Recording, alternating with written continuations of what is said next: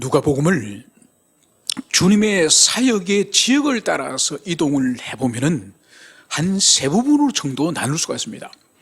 그래서 주님이 이제 갈릴리를 중심으로 한 이 초기 사역, 한 1장부터 한 9장까지가 이 초기 사역, 갈릴리 가운데서도 나사렛과 그리고 가버나움에서 주님이 주로 사역을 하셨습니다. 그곳에서 있었던 사역이 주님의 이 초기 갈릴리 사역에 해당되고, 그리고 주님의 이 중기 사역, 중기 사역이 바로 갈릴리를 떠나셔서 예루살렘을 향하시는 그 도상에서 일어난 사건이 이제 한 9장부터 한 19장까지 이 사건이 중기부터 이 말기까지 사역이 되는 거죠. 그리고 마지막 세 번째 사역을 꼽으라고 한다면은 이제 주님이 드디어 예루살렘에 나귀를 타고 입성을 하시면서 마지막 한 주간을 예루살렘에서 보내십니다.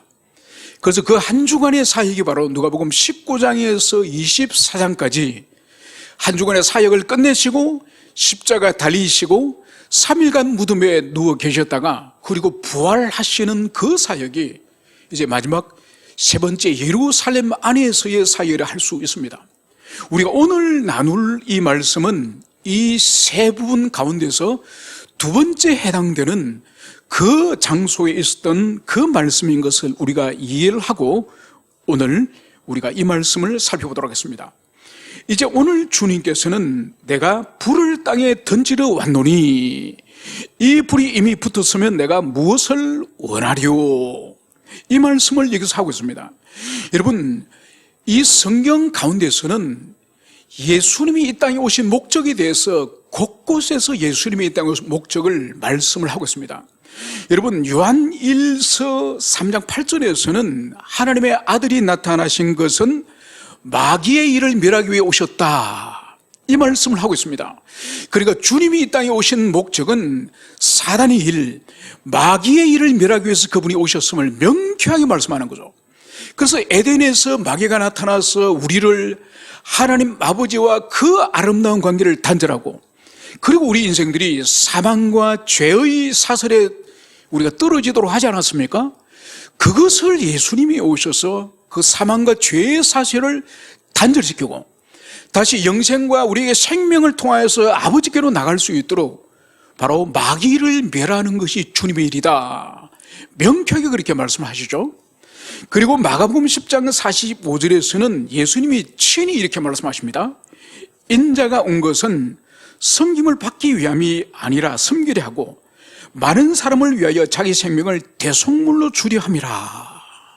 이것은 예수님 스스로 입을 통해서 당신이 이 땅에 오신 목적을 분명히 말씀하셨습니다.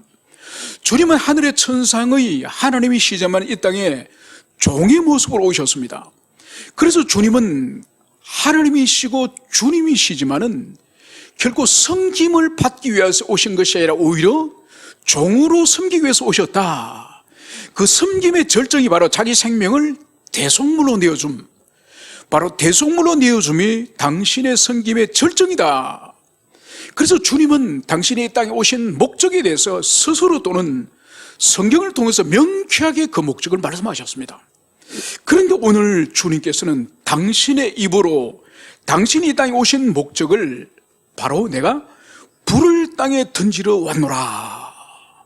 여러분, 주님이 불을 던지러 오셨다는 거예요. 여러분, 이 불이 도대체 뭘까요? 여러분, 이 불은 이 물리적인 이 전기불이거나 아니 횃불이거나 이런 호롱불 이런 것을 의미하지 않습니다. 그죠? 이때 주님이 던지기를 원하시는 불은 이것은 은유예요, 은유. 그럼 이 은유적인 이 불이 무엇인지를 우리가 이해할 때에 바로 오늘 주님의 이 말씀의 의미를 우리가 이해를 할 수 있겠죠? 여러분, 성경에서 불이 가지는 의미는 대표적으로 두 가지입니다. 불은 바로 악의 세력에 대해서 이 불사름을 통해서 심판에 대한 이미지가 있습니다.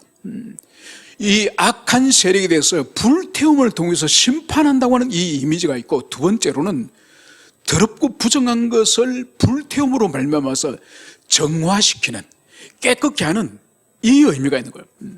그래서 주님이 여기서 말씀하시는 것은 이 성경 속의 대표적인 심판의 이 의미와 그리고 정결케 하는 정화의 의미, 이 두 가지를 아울러 가지고 있다고 우리가 볼 수가 있습니다.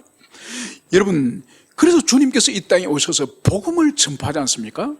이 복음이 전파되어지는 곳이, 복음이 확장되어 가는 곳에는 반드시 악의 세력에 대한 하나님의 심판이 있고, 그리고 부정하고 더러워졌던 것이 모두 다 정결케 되어지는 이 역사가 아울러 일어나는 거죠. 그래서 이 불에는 이 심판과 정화의 이 역사가 함께 일어나는데, 이것이 기존 세상에, 기존에 하나님을 모르는 세상에 이 정화와 이 심판이 일어날 때에 무슨 일이 일어나겠습니까? 그것은 바로 기존 사회와 기존 질서와 기존에 하나님이 없는 우리 인생과 이 영혼에 큰 갈등과 대립과 분쟁을 일으키는 거예요. 그래서 불을 던진다고 하는데, 이것은 바로 주님께서 진리의 복음을 전파함을 통해서 이 진리 복음이 이 세상에 전파됨으로 말미암아서 심판의 역사와 정화의 역사를 통해서 바로 그곳에 있는 인생들이나 사회 질서의 갈등과 분쟁이 반드시 필연적으로 일어나게 됨을, 이것을 바로 주님께서 땅에 불을 던지러 왔다, 이 의미가 있다는 이것을 먼저 우리가 이해하고 오늘 본문을 더 진전하도록 하겠습니다. 여러분, 그래서 보세요. 복음이 전파되기 전에 한 가정도 마찬가지예요. 아무도 예수를 안 믿으면 아무 일이 일어나지 않아. 그냥 잘 지내. 그런데 한 사람이 예수를 깊이 만나고 주님을 경험하면 그때부터 가정이 소위 말해서 풍비박산이 나는 듯한 갈등이 일어납니다. 그래서 옛날부터 그러지 않습니까? 한 집안에 종교가 두 개면 집구석 망한다. 네 예수 믿지 마라. 네가 예수를 믿어가 우리 집이 망한다. 여러분, 그런 이야기를 종종 하지 않습니까? 왜냐하면 주님 말씀하신 불을 던지러 오시기 때문에, 불이 던져지면은 반드시 그런 갈등이 일어나는 거예요. 여러분, 한 가정뿐만 아니라 한 사회 공동체도 마찬가지예요. 한 사회 공동체가 기존에 어떤 조선시대 성리학이라든지 아니면 불교가 지배하는 그런 사회라든지, 그런 전통적인 그러한 사상과 가치 체계로 그 사회가 돌아가면은 그 사회 질서 체계가 돌아갑니다. 그냥 돌아갑니다. 그런데 선교사가 들어와서 복음을 전하고 그러면서 복음의 도전이 그 사회에 일어나게 되면은 한 가정이 풍비박산이 일어나듯이 한 사회가 그런 일이 벌어지는 거죠. 여러분, 그래서 보세요. 우리나라 이 개신교는 이 로마 카톨릭이 전파되고 나서 100년 후에 개신교가 전파됩니다. 그러니까 100년 후에 전파되기 때문에 우리 개신교는 사실 조선 사회로부터 그렇게 많은 박해를 당하지 않았어요. 그런데 카톨릭은 딱 우리 전통 문화와 부딪히는 것이 바로 뭐죠? 조상숭배요. 유교의 이 성리학에 이 조상숭배에 딱 정면으로 충돌하면서, 바로 카톨릭을 믿는 사람들은 자기 집안에 부모가 돌아가더라도 그 모시고 있는 이 신주단지 있지 않습니까? 이거를 다 불태웠거든요. 그러니까 조선 조정에서는 뒤집어지는 거죠. 왕을 섬기고 부모를 섬기는 것이 이 성리학의 이게 대강인데, 이 조상의 이 제사를 지내지 않고 또 조상의 집에 혼백을 모시는 그거를 불태우니까 이거는 국법으로 처형하는 거죠. 그래서 보세요. 병인박해 같은 경우에는 8,000명을 한강변에 목을 잘라 죽었지 않습니까? 그래서 전 세계적으로 이 조선 교구만큼 순교자를 19세기에 18세기에 많이 불러일으킨 그런 순교자를 낸 그런 나라가 없습니다. 그 정도로 로마 카톨릭이 이 땅에 처음 들어왔을 때, 그때는 이 사람들이 순수하게 복음과 함께 조상을 숭배할 수 없다, 목숨 걸고 조상 숭배를 거부했기 때문에 수많은 순교자를 낸 거죠.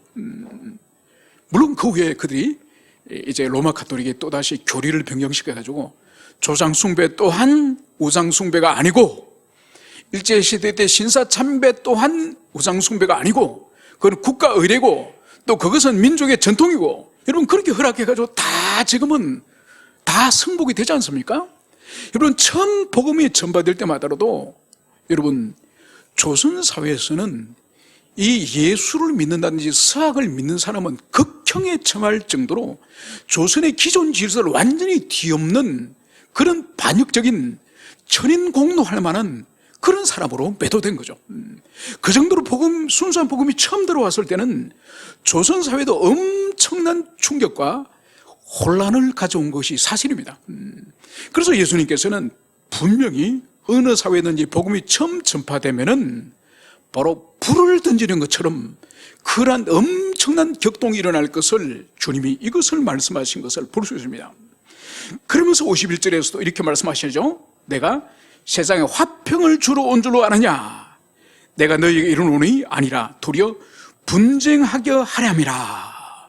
여러분, 그래서 주님께서 내가 불을 던지러 왔다고는 이 불의 의미가 이 51절을 통해서 명쾌하게 드러나죠. 그죠?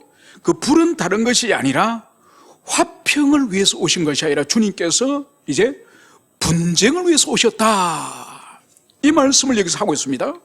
여러분, 그러면 우리가 여기서 의문을 가집니다. 아니, 주님께서는 화평케 하는 자는, 산상수훈에서 화평케 하는 자는 천국이 저희의 것이라고 말씀하셨는데, 그리고 너희들 할 수 있으면은, 바울사도가 할 수 있으면 모든 사람과 화목하라.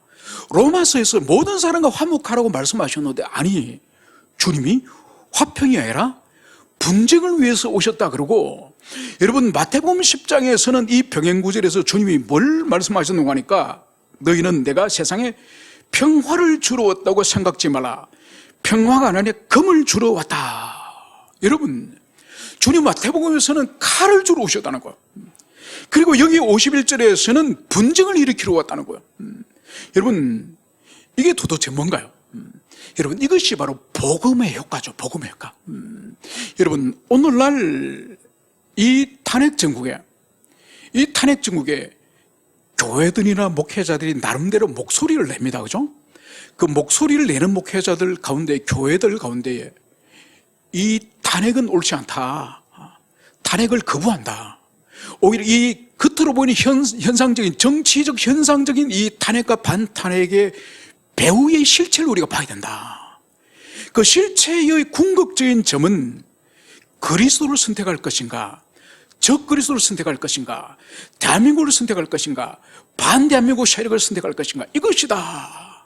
이 나름대로 목회자들이나 교회가 입장을 지금 선택하고 부르짖고 있지 않습니까?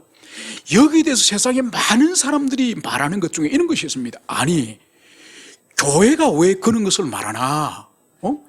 교회가 왜 정치적인 발언을 하고 어느 것이 옳다, 어느 것이 틀렸다, 왜 교회가 자로나 치우치지 말고 분쟁하지 말고 중립을 지켜야 되고 왜 분쟁을 가담하느냐? 여러분, 예수님의 이 말씀을 모르기 때문이요. 예수님이 평화를 주기 위해서 오신 분이 아니에요. 물론 여러분, 한편에서는 주님이 평화를 주시겠다 하신 이 말씀은 궁극적인 의미에서 하나님 안에서의 평화를 말하는 거예요. 그런데 지금 세상에서 말하는, 왜 목회자와 교회들이 세상의 평화를 위해서 일하지 않고 분쟁을 일으키냐? 이것은 하나님 안에서, 진리 안에서 평화를 말하는 것이 아니에요. 그 사람들은. 여러분, 주님은 분명히 진리 복음이 선포되는 세상에서는 반드시 복음의 효과로서 반드시 분쟁이 일어날 수 있다는 것을, 이것을 말씀하는 거예요. 그래서 우리가 속으면 안 됩니다. 그런 사람들의 말에 의해서. 반드시 참된 진리가 선포되어지는 곳에는 진리인 사람들은 승복의 역사가 일어나지만은 진리에 순종하지 않는 사람은 반드시 이 복음에 대해서 반감과 여기에 대한 거부와 저항의 역사가 반드시 일어나는 거예요. 그게 바로 주님께서 이 땅에 불을 던지러 오신 거라는 것을, 이것을 여러분들이 가슴 깊이 새기시기를 축원합니다. 그러면서 주님께서 이렇게 말씀하시죠. 이 불이 이미 붙었으면은 내가 무엇을 원하리요? 여러분, 이 불이 벌써 붙었으면은 얼마나 좋을까, 이런 뜻이에요. 그러니까 여러분, 복음이, 참된 선명한 복음이 선포되어지면은 여러분, 반드시 복음의 세력과 반복음의 세력과 하나님의 세력과 반하나님의 세력이 반드시 나눠집니다. 그런데 온전한 복음이 선포되지 않으면은 아무리 교회가 많고 신자가 많더라도 이 나누어지는 이 복음의 효과가 일어나지 않는 거예요. 여러분, 120년 전에, 그러니까 처음부터 120년 전에 이 조선 땅에 인구가 한 1000만 내외가 됐습니다. 1000만 내외가 됐는데, 그 당시에 선교사들이 와서 사역한 지 20년도 채 안 될 그때에 조선 땅 전체의 그리스도인이 10,000명이 안 됐습니다. 그러니까 1000분의 1 정도 됐다는 거죠. 1000분의 1 정도. 그러니까 0.1% 정도예요. 여러분, 그 당시에 신문을 보면은 이 탐관오리들이 우리 그리스도인들 얼마나 두려운지 몰라. 심지어 조정의 왕이라든지 조정의 대신들도 우리 그리스도인들이 0.1%도 안 되는 그리스도인들을 두려웠다니까요. 그 증거가 뭔가 하니까 그 당시에 이 조선 말 때 탐관오리들이 이 매간매직을 하지 않습니까? 그러니까 그 당시에 기본적으로 이 고을사또 자리는 50,000양이랍니다. 50,000양. 50,000양을 주면은 사또 노릇은 2년이에요. 2년. 지방관들은 다 2년씩 합니다. 그리고 이 오늘날 치면 도지사, 이 관찰관의 이 몸값은 매간매직할 때 몸값은 200,000양이에요. 그러면 50,000양을 바치고 사또가 되든지 200,000양을 내고 관찰자가 되면은 2년 동안 뭐 하겠습니까? 백성을 돌보겠습니까? 아니죠, 그죠? 50,000양을 바쳤으면 본전 50,000양은 미리 해야 되는 거고 2회, 3회를 남겨야 되지 않겠습니까? 관찰사는 200,000양을 바치고 받았으면은 500,000양을 가르쳐야 되지 않겠습니까? 그러니까 2년 임기 동안 이놈들이 미친 듯이 이 수탈을 하는 거죠. 여러분, 이 수탈이 통하지 않는 고을이 있습니다. 그 고을이 어디냐? 그 당시에 예수쟁이가 만든 야소교를 믿는 사람이 많은 고을에는 이 사도들이 배겨내지 못하는 거예요. 왜냐하면 예수를 믿는 사람들은 그 당시에 신문의 보도에 의하면 자기도 죄를 짓지 않고 이 벼슬아치들, 이 탐관오리들의 죄악을 용납하지 않는 사람이다. 그래서 그 지방의 교회들이 앞장서서 이 탐관오들이 이 돈을 걸치한 것을 이 대궐에 상소를 올려가지고 그 사람들을 파면시켰다. 이것이 신문 기록이 있다니까요. 그래서 황해도 이 평안도는 예수 믿는 사람이 특히 많았었거든요. 거기로 사또나 관찰사라 임금이 발령을 내리면 안 간다 이거. 안 가고 막 속된 표로 개기는 거예요. 그러면서 전라도로 보내주세요. 경상도로 보내주세요. 여러분, 그럴 정도로 0.1% 그리스도인들을 조선 말에 벌벌 떨었다니까요. 이게 그리스도인이라니까요. 여러분, 지금 우리 그리스도인들은 말할 필요가 없죠. 이 부끄러움 말할 필요 없죠. 여러분, 중국이 지금 인구가 15억이 되지 않습니까? 중국 그리스도인은 90년도 말에 이미 1억이 넘었다고 추정을 합니다. 그래서 지금 최소한 1억이에요. 그러니까 이 중국의 전체 인구의 7, 8%가 그리스도인입니다. 그러면 적은 숫자가 아니겠죠, 그죠? 120년 전에 우리가 0.1%에 비교하면은 얼마나 많은 숫자입니까? 여러분, 그렇게 중국의 그리스도인들이 많더라도 중국의 기독교는 근본적으로 이 국가 종교예요. 당의 통제 아래 있기 때문에 복음이 거세된 종교예요. 그렇기 때문에 7, 8%가 되는 엄청난 숫자가 기독교인이 있다 할지라도 그 사회를 변화시키지 못하는 거예요. 여러분 보세요. 전 세계 모든 악을 발생시키고 전 세계 모든 그러한 악한 짓이 중국에서 일어나는데 중국 기독교는 7, 8%가 돼도 이것을 막아내지 못하고 중국 사회를 변화시키지 못하는 거예요. 여러분, 그래서 앞으로 우리 한국교회도 우리 사회가 잘못돼가지고 체제가 이제 무너지고 교회는 금방 다 사라지진 않습니다. 그런데 국가 통제, 이제 통제하에 들어가게 되면은 한국교회도 전혀 사회에 영향력을 미치지 못하는 그런 변질된 복음을 가진 국가교회가 될 수밖에 없는 거예요. 그래서 우리가 깨어 있어야 되고, 교회는 결코 누구로부터 간섭받지 않고 오직 하나님의 말씀과 성령에 의해서만 다스림을 받는 그런 교회가 된다는 것을, 이것을 여러분들이 가슴 깊이 새기길 축원합니다. 그러면서 주님은 50절에 이렇게 말씀하십니다. 나는 받을 세례가 있으니 그것이 이루어지기까지 나의 답답함이 어떠하겠느냐. 여러분, 주님이 아직도 받을 세례가 있다는 거예요. 여러분, 우리가 알다시피 주님은 이미 2세례를 이미 받았습니다. 요단강에서 세례 요한에게서 물 세례를 받았고, 물 세례를 받고 이제 강에서 나오실 때에 하늘에서 아버지께서 성령님을 보내셔서 비둘기같이 그분에게 강림케 하셔서 이제 그분이 메시아로서 사역할 수 있는 모든 능력과 그분의 그러한 직분을 감당할 수 있는 그런 은사를 주님이 주시지 않으셨습니까? 그래서 주님은 세례를 다 받으셨어요. 그런데 또 세례를 받을 것이 있다고 말씀하고 있습니다. 여러분, 그럼 이 세례가 무엇일까요? 이 세례는 문자적인 의미의 세례를 말하는 것이 아니죠.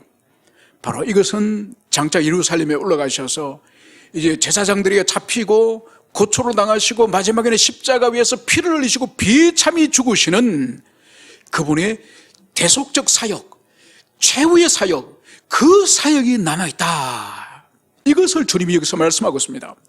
여러분, 주님의 십자가 죽으심, 이 위대한 대속적 사역에 대해서 자유주의 신학자들은 해석이 다릅니다. 그 사람들은 예수님이 십자가에 달리시고 죽으신 이 사건은 예수님이 사역을 하시다가 그만 실패했다는 거죠.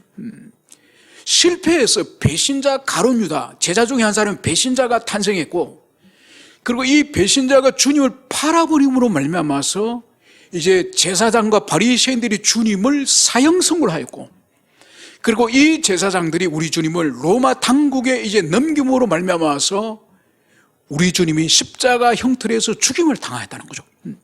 그래서 주님은 절대로 십자가 죽기를 위해서 이 땅에 오신 분이 아니고 그토록 살기를 원하였고 그토록 이 땅에 메시아로서 살기를 그렇게 원했지만은 배신자들과 사역의 실패로 말미암아서 이제 십자가 달려서 비참하게 죽었다.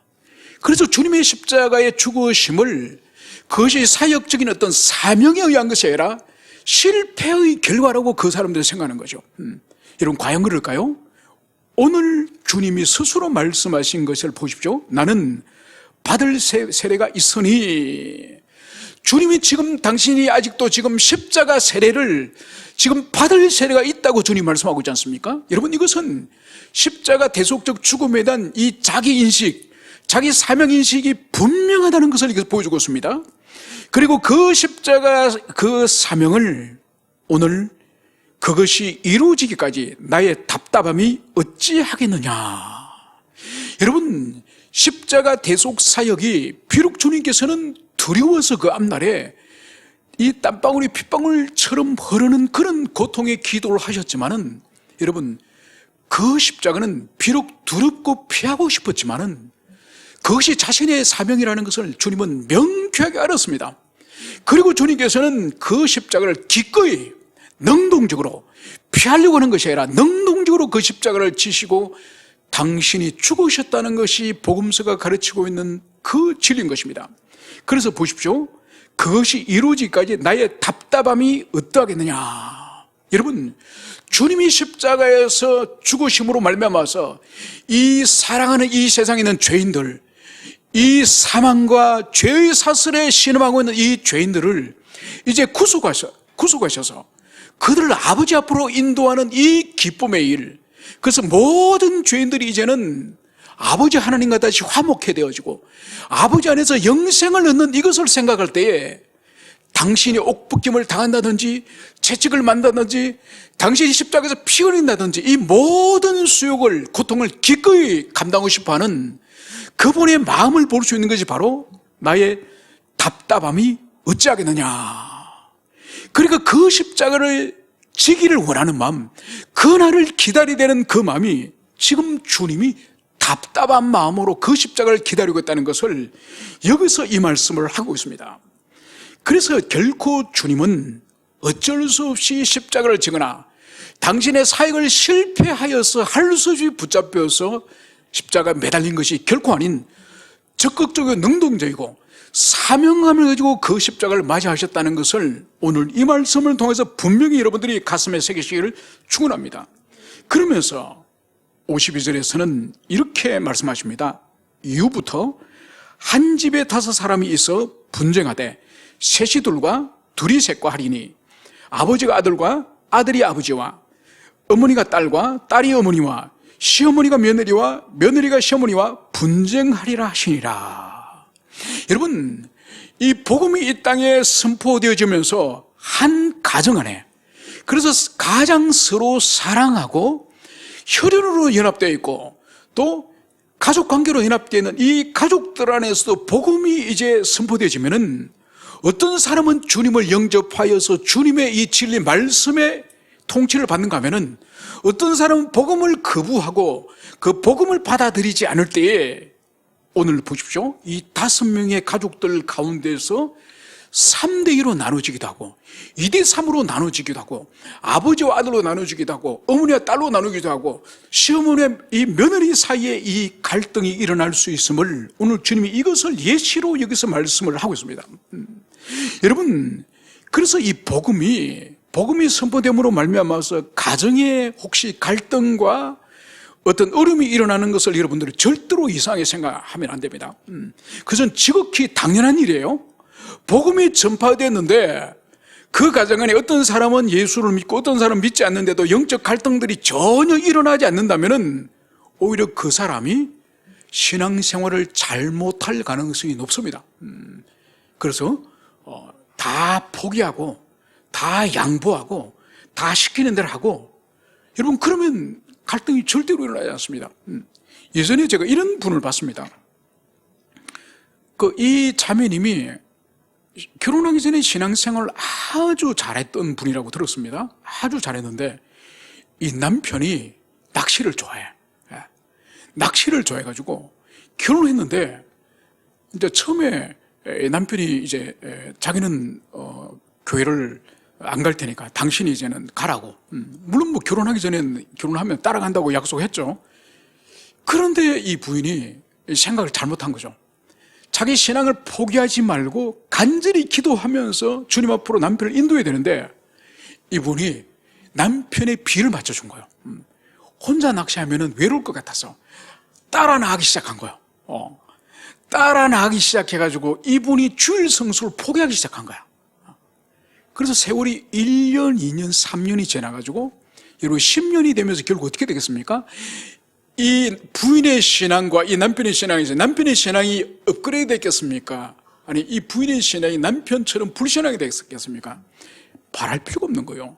여러분 신앙을 포기하거나 신앙을 양보해가지고 섞어버리면 절대로 믿음에 있는 사람이 이길 수가 없습니다. 마치 이런 것과 똑같죠? 아주 깨끗한 물이 있습니다. 저 알프스에서 그 만년설을 녹여가지고 그 비싼 병안 녹인 물이에요. 그 깨끗한 물에 여러분 침을 뱉었다 칩시다. 아무리 깨끗한 생수를 할지라도 침을 뱉은 물을 마시겠습니까? 그것처럼 신앙은 포기하는 게 아니에요.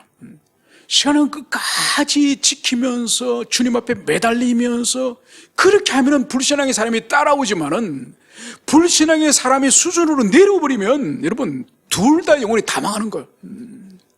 여러분 그래서 오늘 이 가정에 분쟁이 일어나는 것은 이것은 영적인 자연스러운 일이에요. 우리 가정에 누군가는 지금 예수를 믿고 영혼이 살아있기 때문에 이 영적 갈등이 지금 일어나고 있다. 이 믿음에 정근하는 것을 여러분들이 가슴에 새기면서 그러면서 이제 우리가 어떻게 되느냐.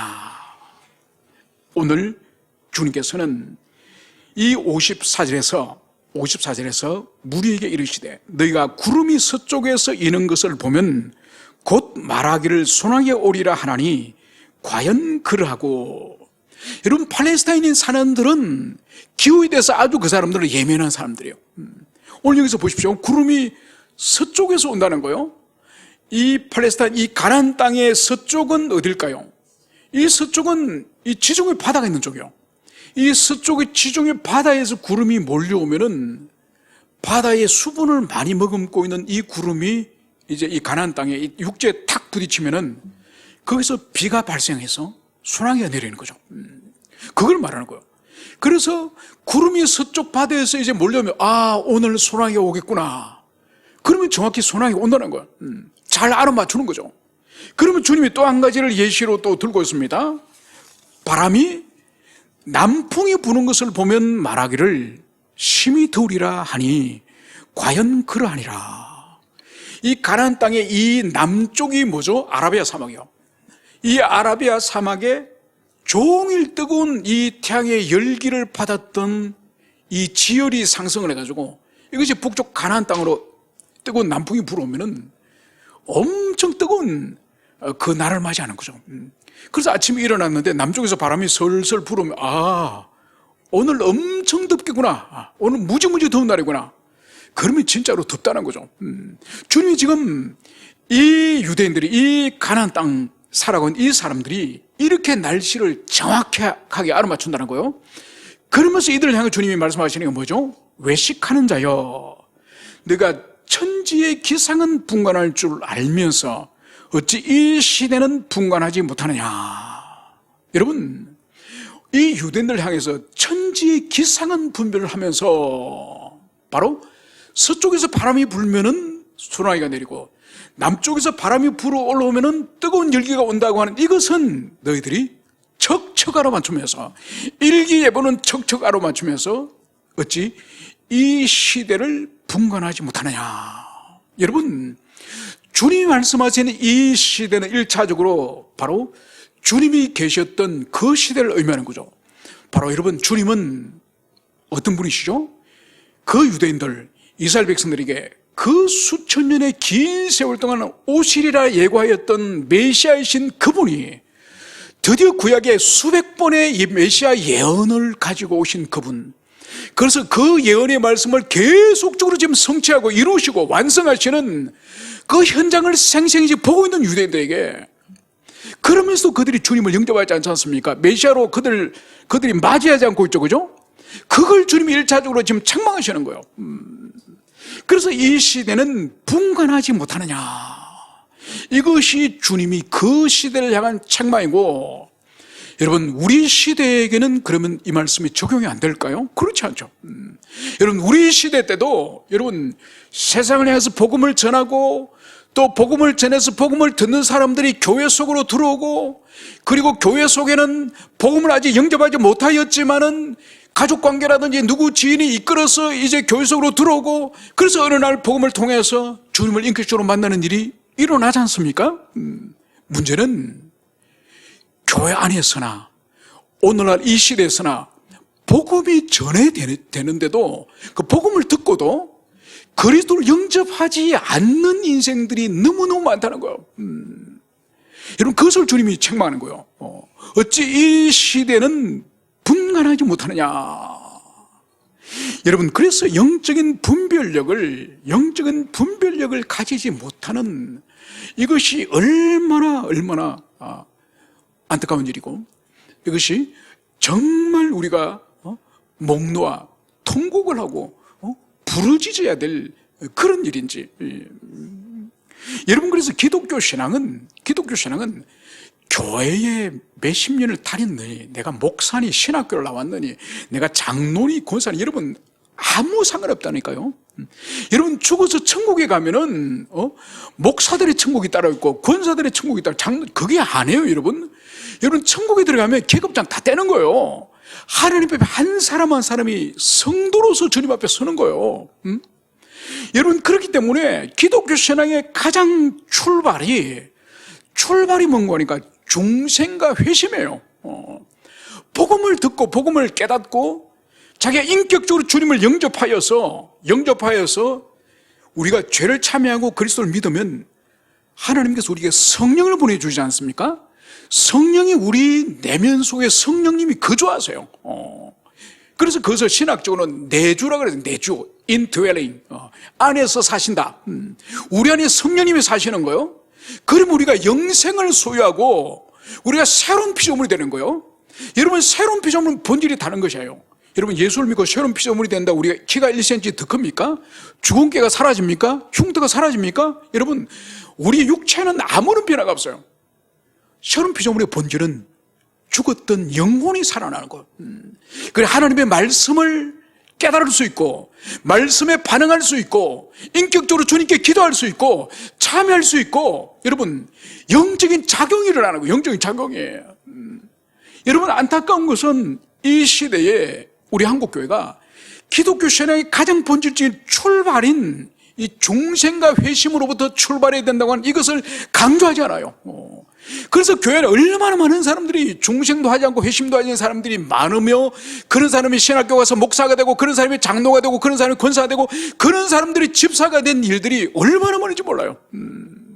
그래서 여러분 반드시 우리가 끊임없이 우리 자신을 스스로 성찰하고 돌아봐야 되는 것이 바로 뭔가 하니까, 내가 중생하였느냐, 내가 회심하였냐, 내가 회심과 중생의 정거를 내가 가지고 있느냐.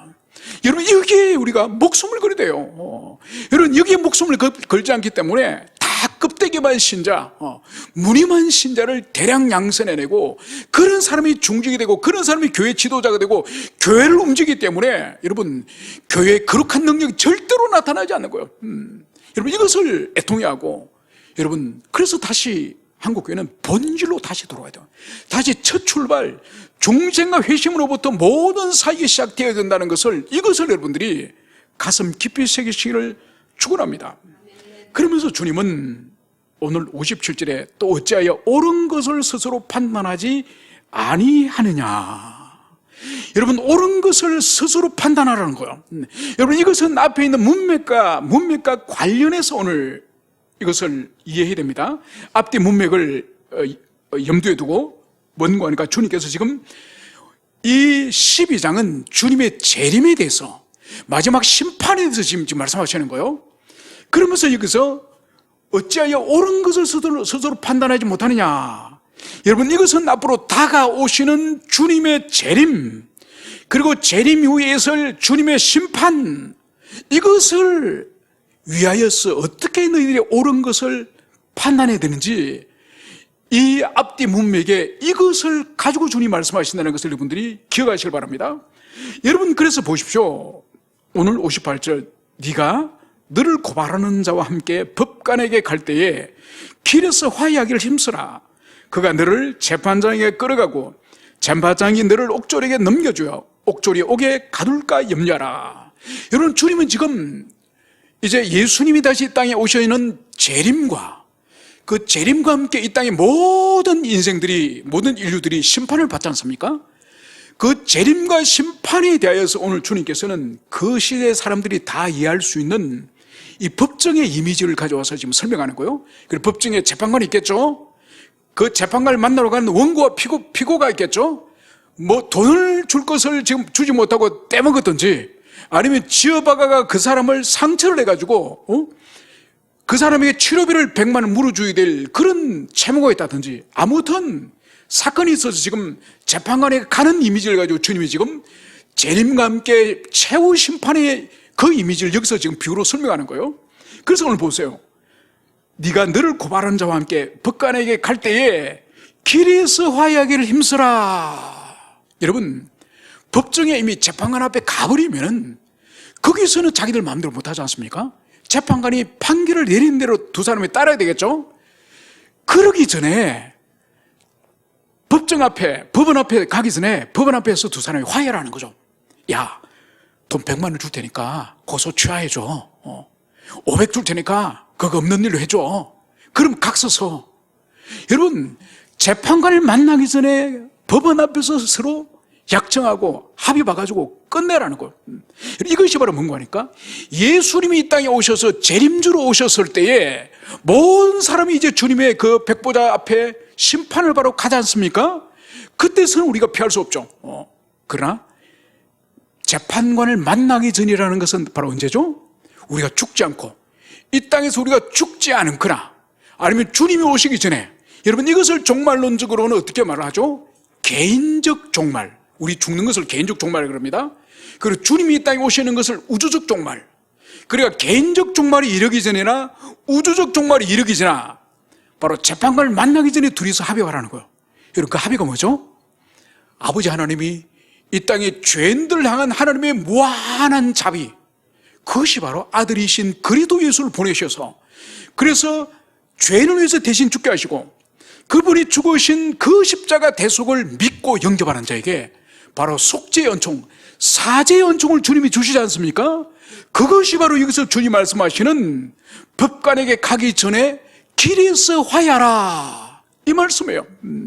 그래서 주님이 이 땅에 다시 오시기 전에 우리가 죽고 난 이후에는 다시는 회개하고 그리스도를 영접할 기회가 없기 때문에 우리가 주님을 만나기 전에, 우리가 또는 죽기 전에 이 땅에 있을 동안에 그리스도 예수를 영접하고 우리 죄를 진실로 참여하는 자에게 바로 우리가 주님 앞에 다시 설 때에, 마지막 심판 때에 하나님 앞에서 우리 예수님 우리를 변호해 주시기 때문에 우리가 두려움 없이 주님을 만날 수 있다. 이것을 주님이 이제 주님 오시기 전 재림 직전에 모든 교회가 이것을 복음을 전파하고 또 이 진리 말씀 앞에 우리가 반응하면서 끊임없이 회개하고 그리스도를 믿는 이 삶을 살 것을 주님이 말씀하고 있습니다. 그래서 여러분, 오늘 주님께서 예루살렘으로 올라가시는 길에 말씀하셨던 이 말씀이 2000년이 지났지만은 이제 주님 오시기 직전까지 이 말씀이 여전히 유효하다는 것을 여러분들이 가슴에 새기시고, 1차적으로 우리 자신이, 그리고 우리 가족들, 우리 자녀들, 우리 주변의 지인들이 주님 오시기 전에 준비하셨던 이 아버지 하나님과 화해하는 이 방법, 복음 전파, 이것을 여러분들이, 우리 모두가 충성스럽게 감당하시는 우리 모두가 되었으면 좋겠습니다. 함께 우리 기도하시겠습니다.